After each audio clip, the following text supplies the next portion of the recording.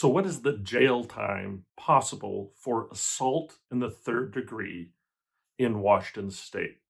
So, if you're watching this video, someone you know or love, or maybe even you, could be charged with assault in the third degree, and you're wondering what's going to happen. How much jail time am I looking at? Well, my name is Lance Fryrear, and I'm the owner of the law offices of Lance Fryrear. We've been defending people charged with crimes for more than 20 years, and we have handled more than our fair share of assault in the third degree. So, assault in the third degree, I'm going to cover what is it, what's the possible jail time, and what are some defenses so you hopefully don't have to go to jail. So, first of all, what is assault in the third degree? Well, assault in the third degree is defined in many different ways. It's one of the only assault charges that has a long list of definitions. It basically has something to do with the person that is the alleged victim of the assault. Think about it like this. If you assault a certain class of people doing their jobs, that gets called assault 3 and is treated more seriously than other alleged victims. What's the list of alleged victims that get special protection? Well, one is nurses, doctors, people doing the medical profession while exercising their duties. So if you're a patient at a hospital and you try to get out and you assault someone trying to stop you leaving, there's a good chance that charge will be elevated to a felony. Likewise, if you assault a police officer in the police officer's duties, that could be assault in the third degree. Bus drivers, school officials, people working in court, people that are at the court on official business, all those can be elevated to assault in the third degree. Even if you do something that wasn't on purpose, if you have some type of weapon, a bow and arrow, and with criminal negligence, you cause bodily harm with some type of weapon, even if it wasn't on purpose, it was just negligent, that can be assault in the third degree. So, many different things can be assault in the third degree, but think about it as the alleged victim had a special protection under the law. So, number two, what are possible penalties for assault in the third degree?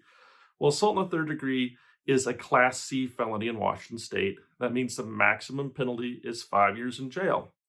But for felonies in Washington state, it's not like misdemeanors. Basically, felonies, you use a scoring table where we take a look at the offender's past criminal history and see how many felonies and other things that the person's been convicted of in the past.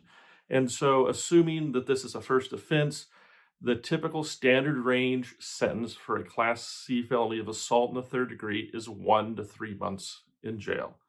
And that's as I filmed this in October of 2020. Things can change, so you can check with an attorney. But if you have no priors, think about it as most likely it's 1 to 3 months in jail. There's a special penalty if you assault a police officer with a projectile stun gun. Basically, you shoot a stun gun at him. That ups the penalty on a first offense to 3 to 9 months. I've personally never seen that case, and I hope that doesn't happen, but that's a little quirk in the law. Can you get more than the 1 to 3 months on the first offense? You could, if there's certain aggravating factors, and that's for another video. So talk to an attorney, see what your situation is, but you're not probably looking at the maximum penalty of 5 years.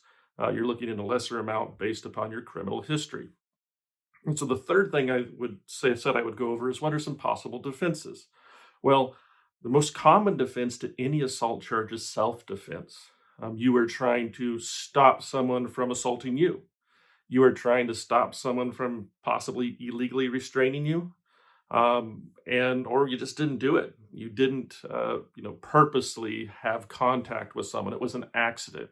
Let's say you're at a hospital, you're not in your right mind, you're being restrained, and you flail your arms and you hit a nurse, unfortunately in the shoulder or something like that, and they take that as purposeful and you get charged. And we hope that doesn't happen. We would really appreciate our medical professionals, but a defense could be, hey, there was an accident because assault requires purposeful conduct. And so that could be a possible defense.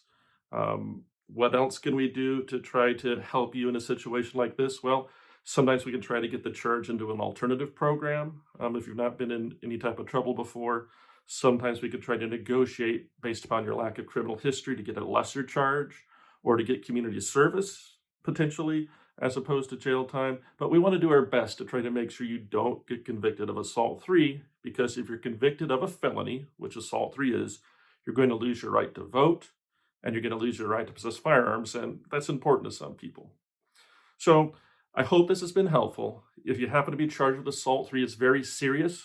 You need to talk to an attorney. And if you just got arrested for assault 3 and you're not charged yet, again, try to talk to an attorney right away. You can always give us a call. Again, my name is Lance Fryrear. I'm the owner of the law offices of Lance Fryrear. We've been defending people charged with crimes for more than 20 years, all throughout Washington State. If you need some help, please give us a call. We'll do everything we can. We'll be there for you. Thank you.